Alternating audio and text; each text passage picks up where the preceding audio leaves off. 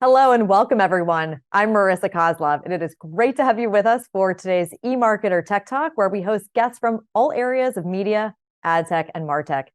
Today, we'll hear findings from Smartly's annual digital advertising trends report, including creative ideas that are sure to stop the scroll in 2024. So now let's meet two folks that will be sharing those findings with us, our guests from Smartly. First, we have Sarah Hiraki, Head of Creative for EMEA and APAC, joining us today from London. Sarah, good afternoon to you. Hello, thanks. I'm so excited to be here. Thanks, Marissa. Absolutely. So happy to have you with us. And coming to us from New York today, we have Nerisah Baksh, Senior Partner Marketing Lead. Nerisah, great to see you.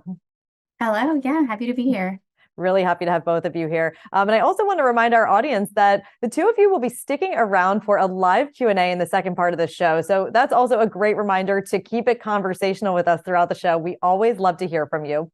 Just use the chat window on the right to tell us not only where you're joining us from today, but also to submit questions. We will do our best to get to as many of those as possible in the second part of the show during that live Q&A. So please keep them coming.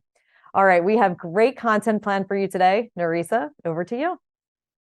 Thank you, Marissa, and thank you all for joining us today. I'm Nerisah, our Partner Marketing Lead here at Smartly, and as you know, I'm joined by Sarah Hiraki, our Head of Creative. Smartly is one of the world's largest SaaS digital advertising platforms, and we help brands better reach audiences, engage creatives, and learn what performs best across the largest media platforms. Today, we're going to walk you through the findings of the Smartly Trends Report and our predictions for creative trends this year. This is our fifth year partnering with WBR Insights to conduct a survey of marketing leaders in NORAM, EMEA, and APAC to better understand their investment in digital ad creative and future plans. Let's start with some key insights that we discovered. Social media spend is more of a priority where year-over-year investments are trending up. To stay competitive, mastering automation is key to meet the growing demand for creatives and the expansion of digital channels. And despite challenges, motion creative remains a dominant performance lever. Brands are recognizing the potential of generative AI, and with 71% of advertisers planning to increase investments, generative AI is coming to the forefront. Now we'll take a look at how brands approach their advertising strategy in 2024. Here's where marketers are placing their bets. The majority will increase their investments in social media advertising spend, Gen AI, programmatic advertising, and creative automation. In the next slide, we'll take a closer look at how they distribute their budgets across platforms and tech. The majority of our respondents have a multi-platform strategy, which speaks to the importance of meeting customers at every stage, of their shopping journey, which in today's landscape takes place on multiple platforms. Meta is the clear winner at 100% of respondents planning to allocate budget to Instagram and Facebook in 2024, which is an increase from last year. And not surprising, TikTok had also emerged on the scene with 97% of respondents planning to invest in the channel. Although marketers are already investing across top channels, they are looking to increase that investment. As you can see, almost everyone plans to up their spend on Instagram, Facebook, and YouTube. In 2024, 96% of respondents are investing in technology to automate digital ad creation. At Smartly, we've seen this adoption increase year over year. Brands invest in creative automation technology to stay competitive and meet the growing demands of scaling and optimizing creative across channels. And as you know, Gen AI is not only the hottest topic at the moment, but it will be the hottest topic for years to come. This year, we wanted to understand how marketers approach Gen AI. As you can see, 98% of the respondents have already invested in Gen AI when it comes to visual asset generation. Benefits of being an early adopter is learning what works and what doesn't, and applying those learnings in your future strategies and campaigns. We've also asked which marketing tasks they felt Gen AI is well suited for. The top 3 responses were content generation, art creation, and copy creation. Since we stood up our Gen AI lab in 2022, at Smartly, we've seen our customers leverage Gen AI for copy and visual asset creation. The majority are investing more in video. There was a 33% increase last year. This year, motion creative increased 50%, and video assets are trending up, especially short form video. Now, executing these marketing strategies come with their own challenges. Here are the biggest pain points marketers are facing. The top two are the lack of tools for successful campaign execution and the struggle with channel and platform management. These pain points shift from macroeconomic factors and increased competition from the previous year. As we all know, creative is the top performance lever, and the need for creative continues to grow. However, marketers are struggling with sourcing assets for campaigns, including user-generated content and stock images. Almost half face difficulties in determining best practices for each platform and have challenges in personalizing creative assets to adhere to platform-specific specifications. Particularly when producing creatives at scale for different platforms, it can be challenging to create native-looking ads with platform best practices in mind.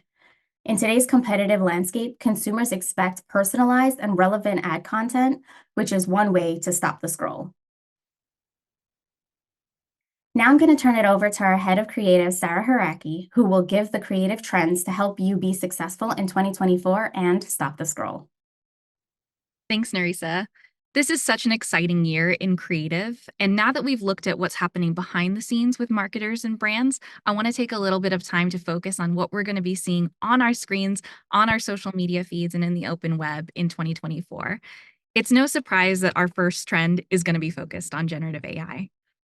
We know that advertisers need more assets. Assets fatigue more quickly than ever, especially on fast-moving platforms like TikTok.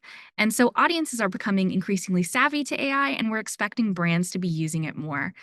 AI makes it easy to turn one base asset into things that are customized, responsive to cultural trends and cultural moments, and also for behind the scenes, for asset production, recutting videos, transcreation, customization, and translation assets, as well as using AI to bring more context, more relevance to assets across the web. So we'll definitely be seeing a lot of generative AI for both text, image, and video in 2024, which I'm very excited to see. So whether you're creating a brand asset to speak to a cultural moment like a new Ariana Grande video or a viral TV series, brands are going to be doing that to respond quickly, but also to optimize their assets.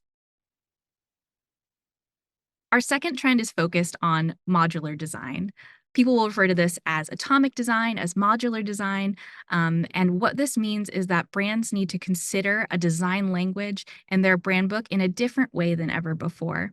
Brands who haven't done so yet will need to rethink their approach, rebuild their brand assets so that they can more effectively compartmentalize them and rebuild them and retailor them across assets and channels. It's more than just using dynamic templates or having a logo that works in different situations. It's about a deeply considered design system. One of the quotes that comes to mind with this is from a comic book artist called Scott McCloud, who has one of my very favorite TED Talks of all time. And he says, we need to find a durable mutation that will continue to survive and thrive. Marketers are being pulled in a ton of different directions, as you've seen from the spread of media spend. We're advertising on a ton of different channels that have really disparate audiences and intentions and moments to respond to, and of course, different spaces for brand governance and for governance across best practice for those channels. Modular design is really the tool that's going to help brands more easily meet that challenge and overcome the challenges of trying to be everywhere all at once to all people. And speaking of being everywhere all at once, we would be remiss without talking about personalization as it comes to life in digital media channels. Increased competition as we're spending more time on these channels, as they're becoming more entertainment focused.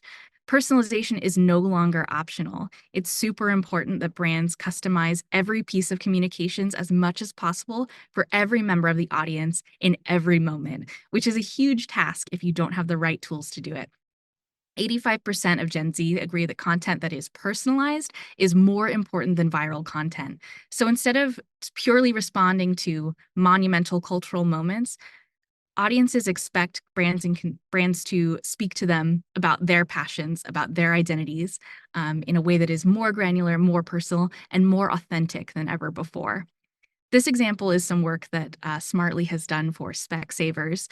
It's a great example of using kind of the baseline gender, age, location to speak to audiences, but we can also go deeper than that. For eye care, it's a really great way to use demographics, but we can also look at different behavioral categories. So think in the same way that Netflix likes to parse their categories of entertainment, we'll be looking at strong female lead. We'll be looking at people who love plants, people who are obsessed with their dogs, people that love to scroll for hours on end, people who are casual gamers. All of these micro identities are going to be really coming to the forefront. And brands who tap into these will definitely be able to cut through the noise and stand out to audiences. Another way that we'll see brands really try and cut through is with motion design. Nerisah mentioned this before. Vertical video, mobile video is not going anywhere. And the more that we move and the more that we feel natural in those spaces, the more audiences will be receptive to content and that they'll notice content and want to watch more content. Spend continues to rise in these places, focusing on entertainment, and nothing's more entertainment than watching something that's satisfying or exciting or that we don't know what's going to happen next. And so whether it's in subtle ways, using motion graphics, using transitions, using tactile types of motion design, or if it's in vertical video, tapping influencers, creators, and generating UGC, video and motion are going to be forefront for brands in this new year. It's no longer optional. We have to put things in motion. So whether it's vertical video, open web HTML5 graphics, these are all going to be very, very important. And finally, on the flip side, we're going to be seeing a lot of quiet moments for reflection as well.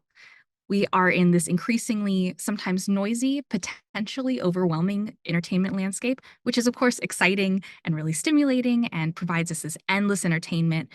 But we're also going to see a kind of reverse of that. We're going to look at something that's going to feel like quiet disruption. So you can see this example from Loewe on TikTok, and the emergence of static image posts on TikTok are also going to be bringing us a lot more brand messaging that feels more still, more quiet. One of these examples is kind of a funny one that keeps following me around the internet, but this BuzzFeed style quiz content is definitely going to be coming up more and more. It's a great way for brands to personalize, as we talked about earlier. It has a little bit of tactile motion built in, but it's very easy to templatize, automate, use atomic design to speak to. So brands who channel this are going to aim for more engagement. They're going to be having these gentle moments of informing, encouraging browsing, and really engaging with audiences on a more personal level. So those are our creative trends. We're definitely going to be seeing Gen AI powering asset libraries across the internet. Modular design is going to take center stage, no longer optional. Same as personalization. We have to personalize everywhere we are. Audiences expect it, and we're capable of doing it if we really put those gears in motion. Motion designers are going to be booked and busy this year, so make sure that you have people on your team that can help you do that. And last, your feed is going to be peppered with quiet disruption across TikTok, across Meta, across all these different spaces. Giving people a break from that noise is also going to be a really potent way to go. Marissa, I know we have a lot of questions coming in, so I'll pass it back to you and we'll get into some of those. Sounds great. Well, first, let me say thank you so much, Sarah and Nerisah. That was a really insightful presentation.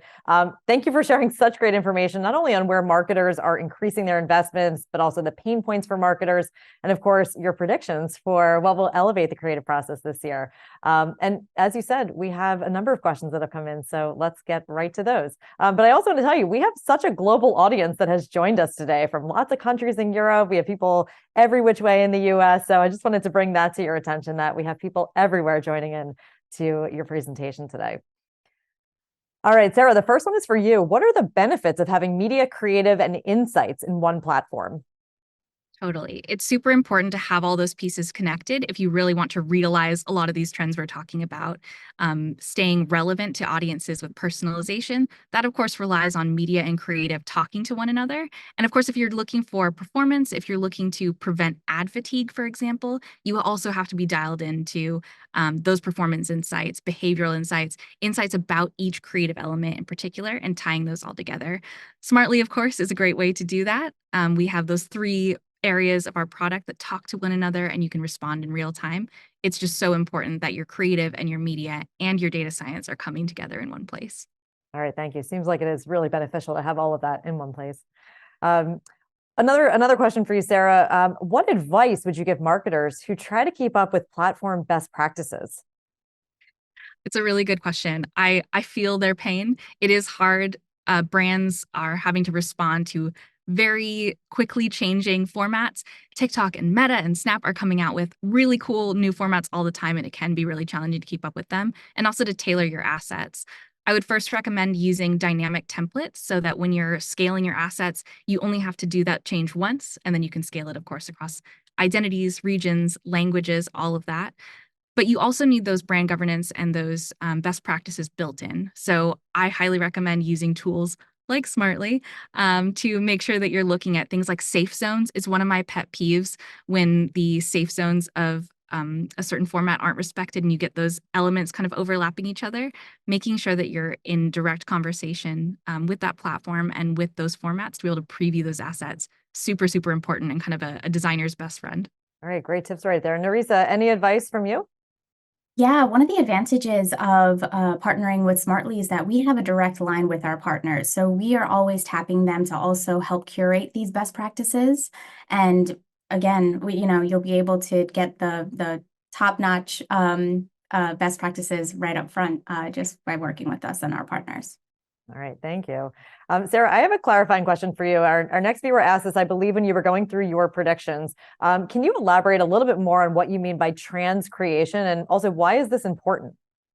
Sure. Transcreation is one of those things that has really come to the forefront recently. So when you're looking at a multi-market campaign, for example, say you're a travel brand and you need to speak to people in different locations, you obviously need to personalize that content for them.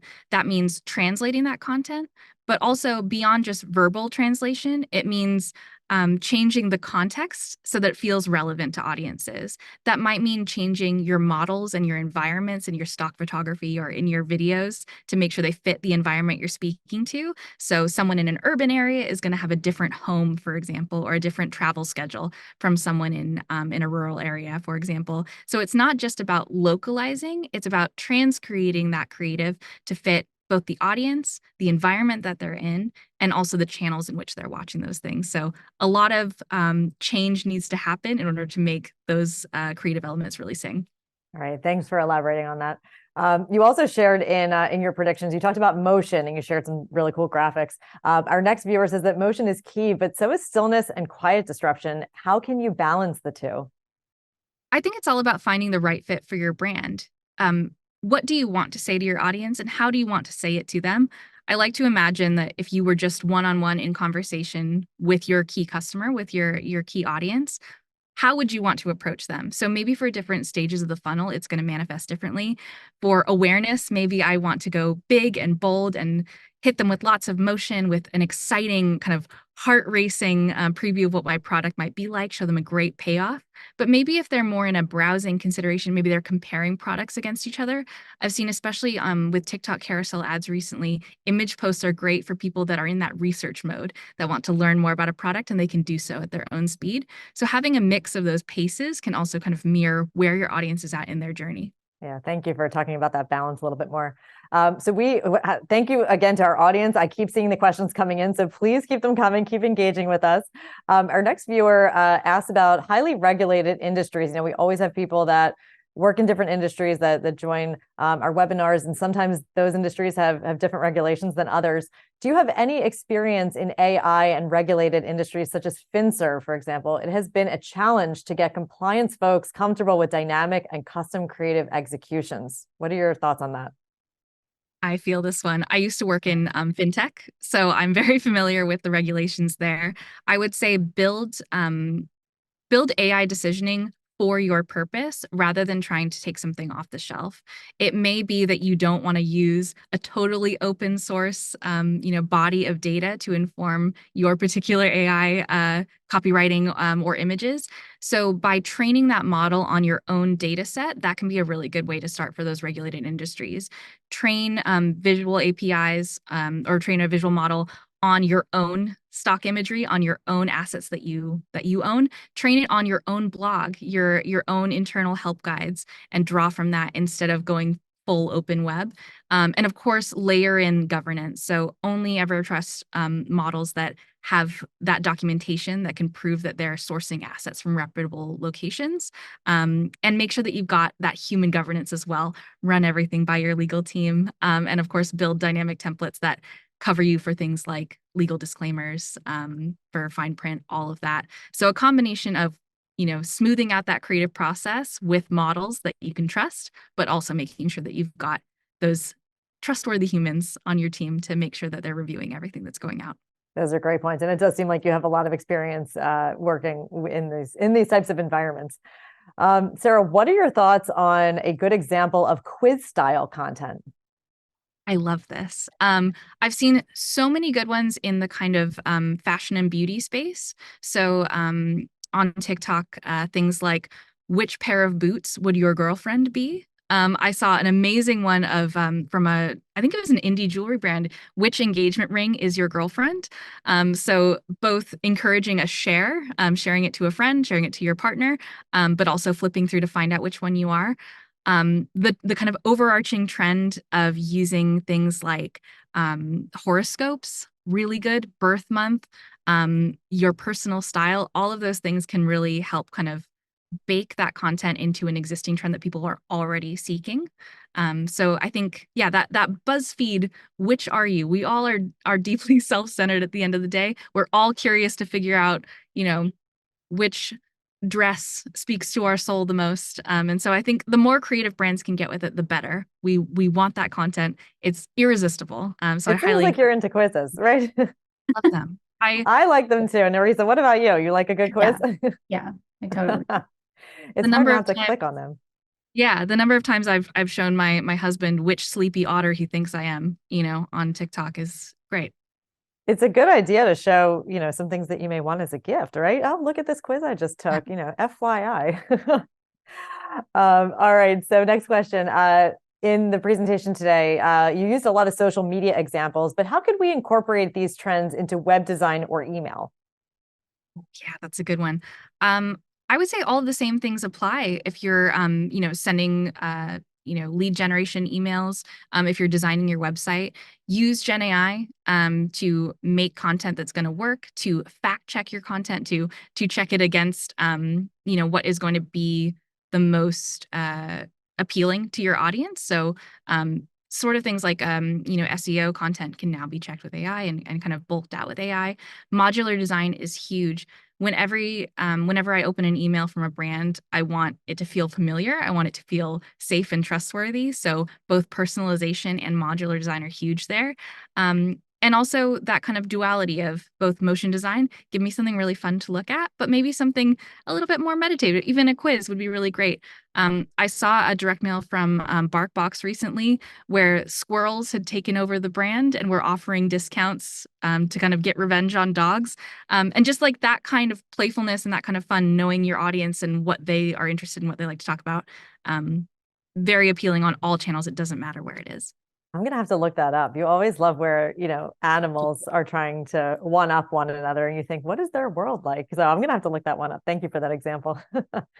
Now moving over to Gen AI specifically, what technologies generally qualify as Gen AI? Our viewer asks, for example, is Canva Creative considered Gen AI because of automated features included in the product? What are your thoughts? Gen AI has to draw from an environment and create something net new. We often see machine learning or automation labeled as Gen AI, and it might not be truly the case. I know that Canva, very similar to Smartly in some respects, we work with Canva as well, uses different tools that are kind of subsets of Gen AI that sit over top of a product. So your entire ad WYSIWYG environment may not be Gen AI front to back, but it may have some assists. So automatically removing a background, for example, making recommendations of how to crop something. These can be tools that are overlaid on kind of traditional self-driving or even machine learning based automated tools. Gen AI is its own thing. We have to protect the definition of it because I think, things can kind of snowball, but there are definitely, aspects of Canva, of Google, of all of these pieces of cloud-based software that we're used to that are true Gen AI. All right, thanks for expanding on that one as well. The next question is on the topic of personalization. How can we provide a personalized experience? So for example, is it a good idea to ask users who they are when they arrive at a website in order to provide that personalized experience after the fact? This is an interesting one. I used to work for an agency that worked a lot with Google, and we discussed something we called the creepy line. How high touch do you want to get with your customers? And that's really a kind of brand to brand, a quite personal decision in and of itself. So if you know that your audience, I think Fabletics is a great example of this, right? So they ask you to take a style quiz in order to provide you with something that you want, which is recommendations of products that are going to be a great fit for you. And in that regard, asking your audience for information is a great value exchange. I want to get recommendations for me, and so I'm happy to give you that information. Same with signing up for a mailing list to get free shipping or to get a code or something like that. In this kind of new cookieless environment, we're finding new ways to find out more about our audience, and ideally, it's on their terms. So as long as you're offering them a good value exchange, I think audiences are very happy to make a nice, transparent exchange of information or preferences in order to get something from a brand and to learn more about a brand. Yeah, absolutely. And for the customer, they want to make sure that if they are providing that information, that they are getting that value exchange in return, and that they didn't just give that information and it went into a black hole and who knows where, what the brand is doing with it at that point. Thank you for that. How does Smartly help brands personalize ads at scale? This is a great one, and one of my favorite topics, I think. So Smartly works across creative and media, and of course has that underpinning of insights and analytics as well. The kind of hero product within Smartly is making sure that your creative is connected to your media. So you build out a video template, for example, and within that video template, you might have a dynamic product. That product can be customized to your audience member based on the ad buy.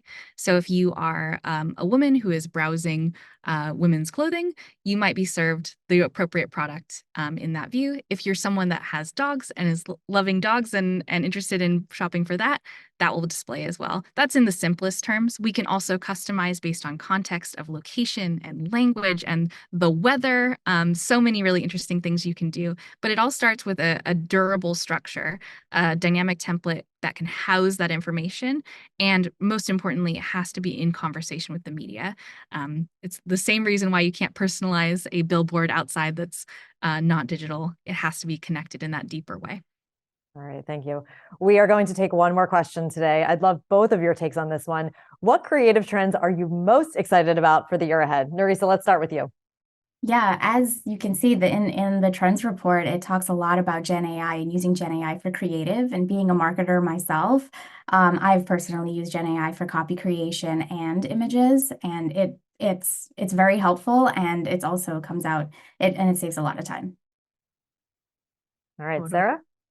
Yeah, very excited about Gen AI as well, but I'm a big geek for modular design, for atomic design. And I think this is one of those mergers of science, of kind of engineering in a lot of ways, and creativity that's really, really exciting. I'm loving seeing brands lean into this. It becomes this really exciting thing as a creative person to work with when I have all these beautiful elements that work together in this system and that can also be customized and personalized, and I can add in new things. It really amplifies the creative potential of a brand when you've got a design system like that is so powerful. All right. Well, we look forward to keeping track of both of those and all of the great information you shared today. I think we have all just heard so much today that's really going to help stop that scroll in 2024, but really appreciate it, Sarah and Nerisah. The content was outstanding. And I also want to say thank you so much to our audience. It was so much fun to hear so many of your questions, and thank you so much for engaging with us. Sarah and Nerisah, especially wonderful to have you with us today. Thank you so much. This has been awesome. Really exciting. All right, so before we wrap up, let's just take a moment to tell you what's happening across eMarketer's media channels. You can register for live analyst and Tech Talk webinars on our events page at emarketer.com/events. On the audio side, don't forget to tune into Behind the Numbers, our daily podcast. And finally, please check out our newsletters. Thank you all for your time. And thanks again to Sarah, Nerisah, the team at Smartly, and our eMarketer studio team behind the scenes for making this webinar possible. We'll see you all on the next Tech Talk.